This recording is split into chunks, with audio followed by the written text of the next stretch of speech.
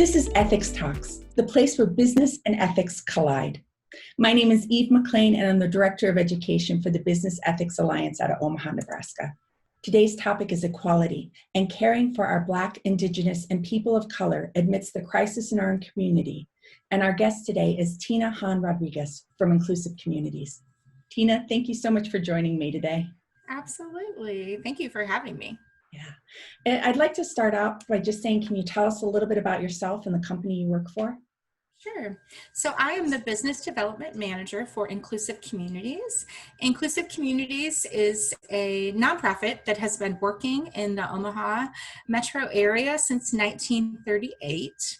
Yeah. So let's dive into this moment in time. Mm-hmm. Why is this moment in time so significant and so different? Yeah. I've been wondering that myself for the past few weeks. I think that one thing we have to acknowledge about this movement that is so different is our access to knowledge, right? Okay. We did not have tiny computers in our hands in the 60s. We were not able to see the injustices in the way that we're able to see them now. Mm-hmm. So that's one of the main differences, is that we have continuous information updates, and that is changing just the way that the movement works altogether. So it's good that we have access to the information in the way that we do now, right? Mm-hmm. If it were not for cell phones, we would not have this footage. Right? We would not have footage of Eric Garner. We would not have footage of George Floyd.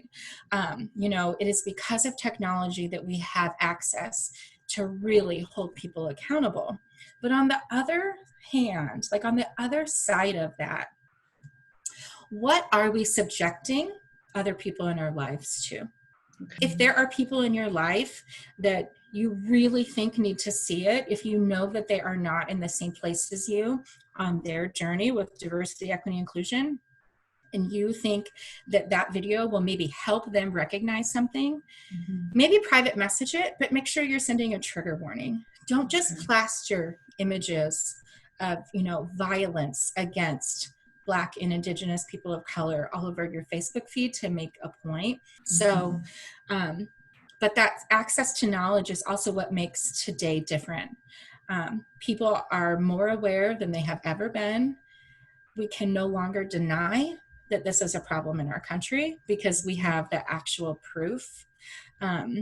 So I feel like today is different because we know. It's like you don't know what you don't know, but then once you do, you can't unknow it, right? So we can no longer deny that these things are happening, and they're happening often. So let's talk about equality in the workforce, in the workplace. What does equality in the workplace mean? Yeah. So we actually say equity. In the workplace. Can you first start by telling me the difference between the two? Absolutely. So equality is giving everybody the exact same toolkit, right? Equality is giving everyone the same thing. Mm-hmm. Equity is acknowledging that all of us are different and we all need different things. In order to address equity in the workplace, you have to know what's missing. And the only way to know what's missing is to ask people, honestly, and to use their genuine experiences and perspectives if they are comfortable sharing. One of the things I'm hearing, which is leading into my next question. So my next question is, what can we do to help further equity in our businesses and through our businesses? And the very first thing that I'm hearing is intentionality, that we have to be intentional about this, that if we just try to let it go organically, it's probably not going to happen. Nope. So that's the first thing I'm hearing. And then the second thing I'm hearing is the need to listen, that what I might assume somebody needs to get to an equitable place is probably not the best place to start. So the best place to start might be through talking to people of different needs in my work environment, or those that I actually want to invite into my work environment. So let me turn that back over to you. For sure. So yes, intentional inclusion. We try to put those two words together all the time because it won't happen by accident, right? We have been winging it since the beginning of time, and this is where we are. All right. Right. Obviously, it's not working. So how can we be intentional? And there are some really important questions that organizations, companies can ask themselves. Who is it that we want to look like? Is our goal to reflect our community? Then what are the numbers, right?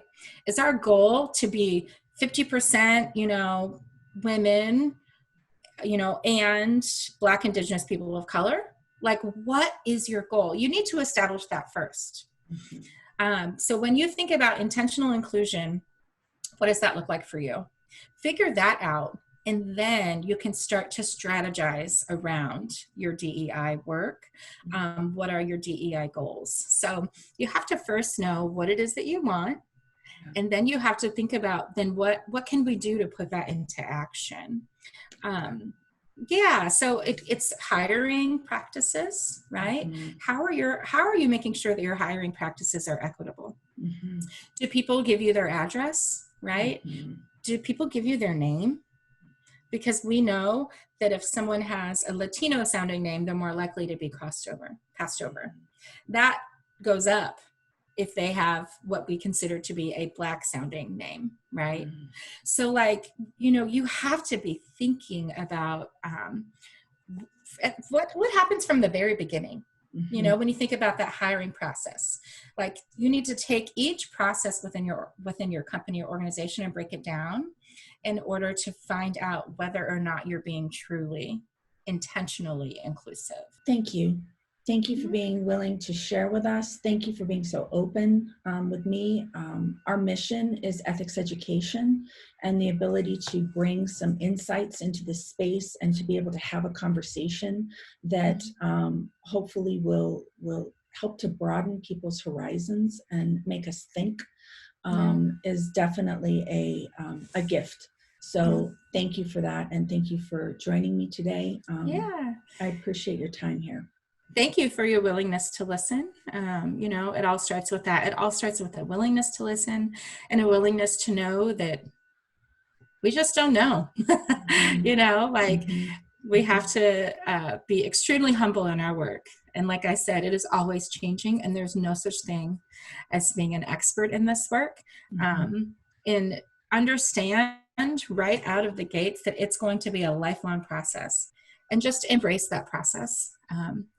The world is going to continue to change, and language is going to continue to change. And that's okay. Just embrace it. Embrace all of the opportunities that you have to learn, specifically around self-education. I do always want to say that self-education is the very best way for us to do this work. Please do not task other Black, Indigenous people of color with doing the work for you. Very good. Very good. Thank you for that, Tena. Thank you.